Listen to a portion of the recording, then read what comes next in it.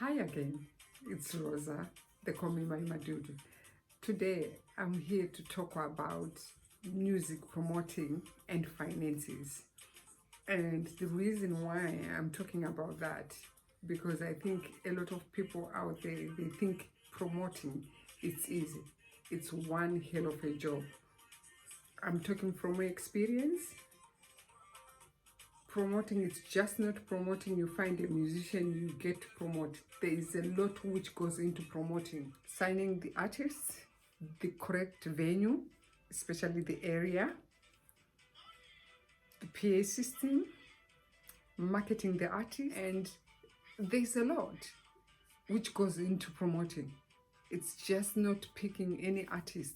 You have to specifically choose an artist whereby if you use your capital, you have the returns, you'll have your capital back as the profit.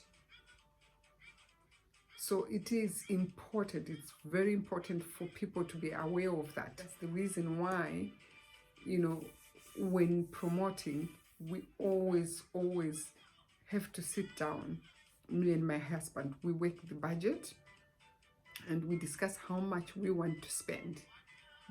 And we decide which artist we're going to bring. That is the important thing. Because as I say, bringing just any artist, you lose because you pay them. Unless the artist is agreed to co-promote. Because when you co-promote, it's half-half. You split the profits 50-50. So that is the only other way, but it's very rare. Many artists, they don't agree to that. They just want their money and the rest is up to you. So you have a certain contract agreement, but most artists, I know majority of them, they just want to be paid their money. They're not into that. They just charge you a fee, you pay them, and whether you lose or you gain, it's up to you. There is loads which goes behind promoting any artist. You have to have the correct budget. That's number one, your budget. Because at the end of the day, you need to have good returns when you're promoting. Otherwise, you lose. We have promoted Yondo Sister before. We have promoted Mafiki Zolo. And we've promoted Coffee before, and all these, they are big artists and you need to pay them. They're accommodating them with hotels with their musicians. If they are traveling from or to abroad, let's say they're traveling from Africa to UK, it's their visas, they're called licensing, their tickets, everything, it's cost. You have to have that capital. This is the reason why I said we're part-time promoters, because me and my husband, it's just the two of us, because we don't want any problems. Because we've heard stories where artists, they were taken from other countries like Zimbabwe, come here in UK, and they were put in different houses, people chipping in. That's not professional at all. To be professional, it's to do everything by contract, in writing, and following the rules of being a promoter. You don't bring somebody, an artist from another country, and you ask relatives to live with that, So we don't do that.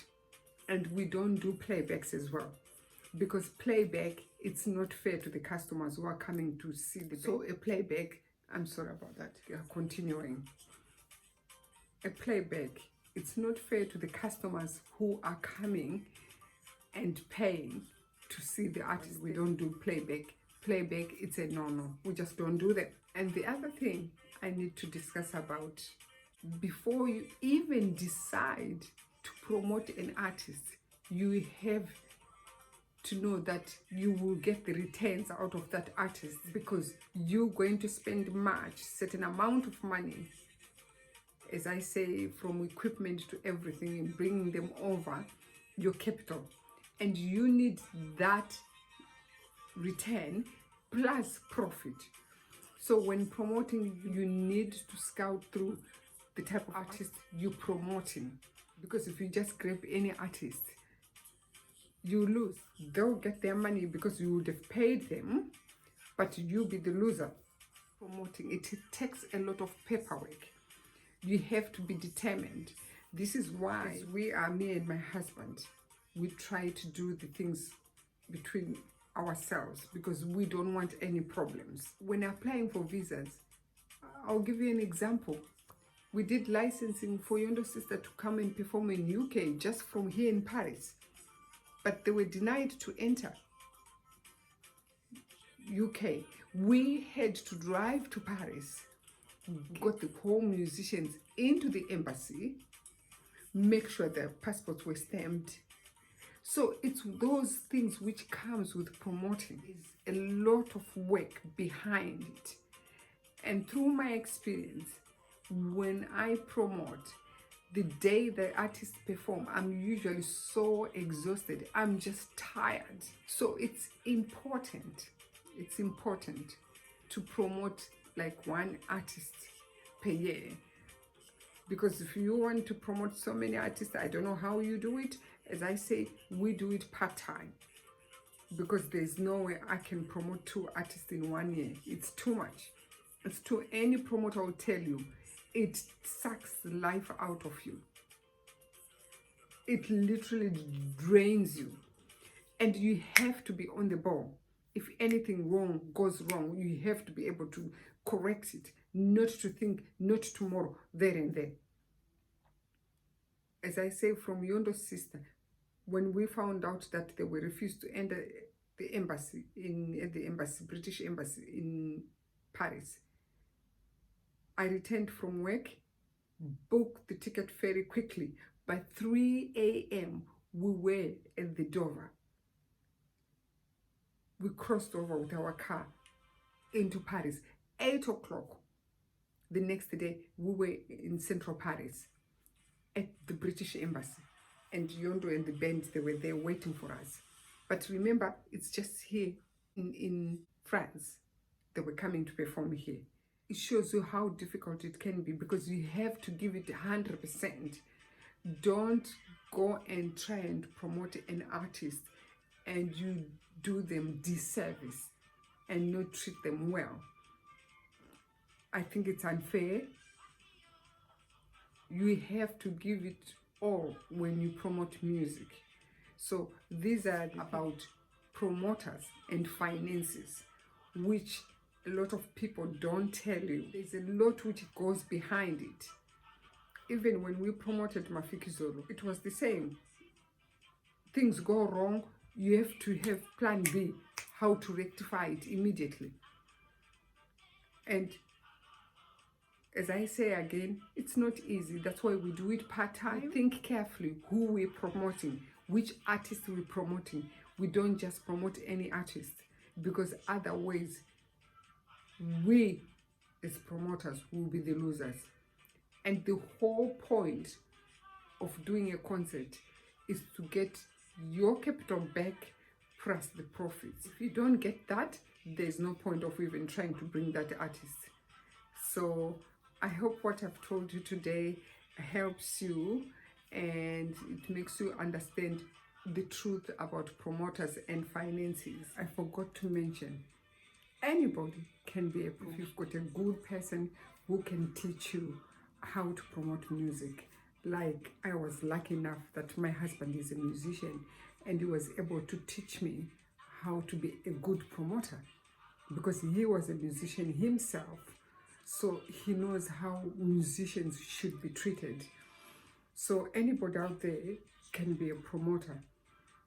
But one thing to note, which is important, you have to have good capital. When I mean capital, it doesn't necessarily mean that it's the only money you have, because if the show is a huge flop, then you're in trouble. As I say, anyone out there can do it. You can also do it, but you just have to be very, very careful and understand the roles and duty of being a promoter. One more thing I need to say, guys, forgive me if you see a blanket. I'm in my room because I'm at work. I'm not home, so it's just work accommodation. Now, please, I have my aunt who bakes delicious cakes for birthday, parties, any function. I'm going to leave the link below. Please contact her. If you ever need any emergency cake, she's there to do it for you. She's ready anytime, and you should try her cakes. They're so delicious. So please, she also lives in South Africa and is to get hold of those who are in South Africa who want any cake for any function. Her link will be down below. I'll leave the link below. Just get in touch with her. And thank you to everyone who have subscribed to my channel. Thank you very much for subscribing, and please leave comments below. If you have any questions to ask me about music, feel free, and I can give you as much information as I can. And thank you again for subscribing. Don't forget to ring that bell so that each time I upload a new video, you'll be notified. Thank you and bye.